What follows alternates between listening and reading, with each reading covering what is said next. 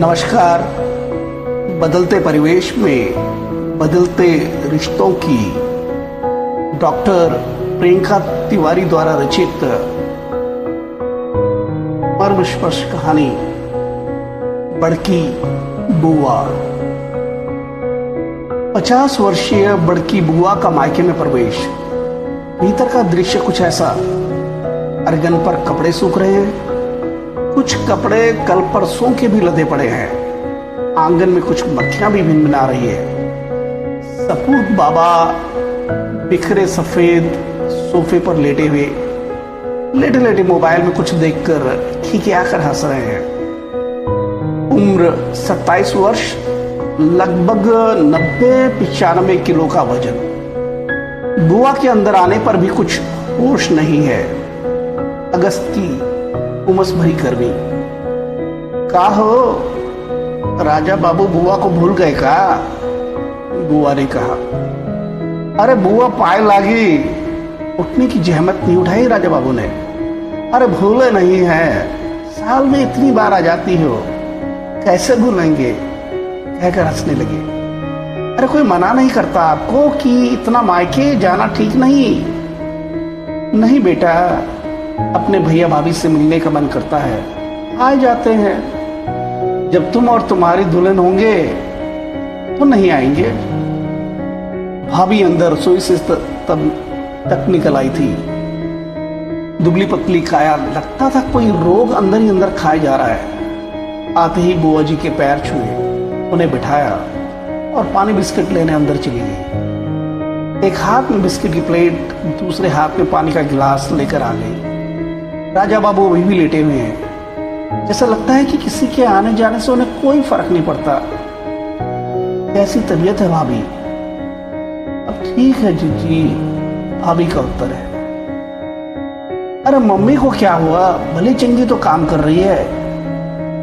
तुम्हारी मम्मी की तबीयत खराब है, तो खबर तक नहीं। बस हाथ में चाय नाश्ता खाना पीना मिलता रहे। तुम लोगों को कभी किसी का दर्द दिखाई नहीं देता? अरे बुआ भाषण नहीं शुरू करवाते ही। हाँ बेटा, हम सब तो भाषण ही करते हैं। तुम इतने बच्चे नहीं रह गए कि अपनी माँ की बदलती हुई अवस्था को देख ना पाओ। तुम्हारी माँ की पेट में रसौली है, जिसमें भयंकर दर्द भी उठता है और हर महीने 10-15 दिनों तक लगातार ब्लीडिंग होती है। अरे रहने दो जी, अभी बच्चे हैं, क्या समझे ये? क्या कहूं इनसे? अरे ये बच्चे हैं, सारी दुनियादारी समझ में आती है इन्हें, बस जिम्मेदारी समझ नहीं आती। कुछ समझ जाएंगे तो काम करना पड़ेगा। हमारे अमितेश और अजितेश दोनों ने कभी भारी काम में कोई हमें नहीं करने दिया। इनके पापा बड़े सख्त रहे शुरू से। कभी ऐसा नहीं हुआ कि सब काम हम ही को करने पड़े। सबको सब तरीके का काम सिखाया, खाना बनाना, बर्तन धुलाना, कपड़े धुलाना। अब तो शादी हो गई है दोनों की, अपनी अपनी दुनिया में खुश भी हैं। पर मुझे छींक भी आ जाए तो दोनों हाथ में उठा लेते हैं। अब अपनी बीवियों का भी खूब ख्याल रखते हैं। 4-5 साल ही तो बड़े हैं इससे। रात हुई, भैया घर वापस आ गए दुकान से। दुबली पतली काया, पसीने में नहाई हुई शर्ट। जीजी को देखकर चेहरे पर मुस्कान आ गई। दीदी के पांव छूकर फिर बाथरूम की तरफ कपड़े बदलने चले गए। खाना लग गया है। भाभी जी गरम गरम फुलके गैस में उतार रही है। खीर, पनीर, मटर की सब्जी, तली हुई भिंडी के साथ सलाद और अचार सजाकर ले आई रसोई से। सबने खाना खाया। बुआ ने खाने की खूब तारीफ की। अब सब बैठे हैं बैठक में। जी बता देती तो मैं लेने चला आता। आप अकेले काहे तकलीफ की? तकलीफ कौन सी भैया? हम जानते नहीं क्या कितनी मुश्किल से दुकान चलाते हो आप। एक भी दिन का नागा बहुत भारी पड़ता है।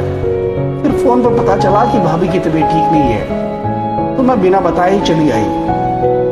किसी बड़े अस्पताल में दिखाओ ना भैया, भाभी की तबीयत मुझे कुछ ठीक नहीं लगती। ऊपर से घर के काम में कोई मदद नहीं करता। औरतों की जिंदगी में हर वक्त ही कोई ना कोई परेशानी लगी ही रहती है। और तुम लोग अभी भी सैकड़ों साल पीछे ही चल रहे हो। चलो तुम तो दुकान पर चले जाते हो, ये बाबूजी तो घर पर रहते हैं। चार काम ही संभाल ले तो इतनी परेशानी ही ना हो। बुआ मैं घर पर खाली नहीं बैठता, तैयारी कर रहा हूँ सरकारी नौकरी की, कुछ ना कुछ पढ़ता रहता हूँ। मेरे पास इन फालतू बातों के लिए टाइम नहीं है। अच्छा बेटा, पिछले 6 साल से मैं यही सुन रही हूँ कि सरकारी नौकरी में नहीं होता, तो भैया की दुकान में संभालो, दुकान पर बैठो, भैया का हाथ बटाओ, तुम्हें भी दुकानदारी की पकड़ भी हो जाएगी। बुआ ये दुकान पर बैठने के लिए मैं नहीं बना हूँ, मैं ये छोटे मोटे काम नहीं करूंगा।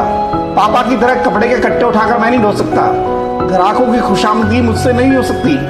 एक एक रुपए का हिसाब करना मेरे बस की बात नहीं है। पापा ने किया ही क्या इस दुकान से, बस एक साइकिल ही तो खरीद पाए हैं। हाँ सही कह रहे हो बेटा, पापा ने किया ही क्या कुछ है। तू ऐसे ही पढ़ लिख गया, अपना तन पेट काट कर तुझे मक्खन मेवे की कभी कभी नहीं होने दी। तेरी कॉलेज कोचिंग की फीस कोई और बढ़ता ही था। जिस दुकान ने तुझे खिला पिलाकर इतना बड़ा बेडौल कर दिया, वही दुकान आज तेरे लिए छोटी हो गई। बुआ बिना बुलाए घर पर नहीं आया जाया करो, जब आती हो तो सर में दर्द करा जाती हो। बेटा तुम्हारे घर नहीं आती, अपने माँ बाप के घर आती हूं, अपने उस घर आती हूं जिस घर में मैं अपने भाई के साथ खेली हूं बचपन में।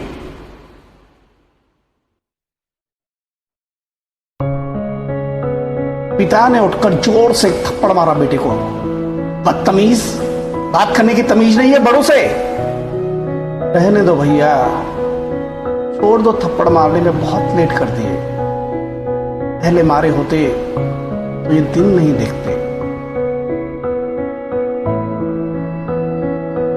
आशा करता हूं कि आपको ये कहानी बहुत ही मर्मस्पर्शी और यथार्थ से भरी लगी होगी।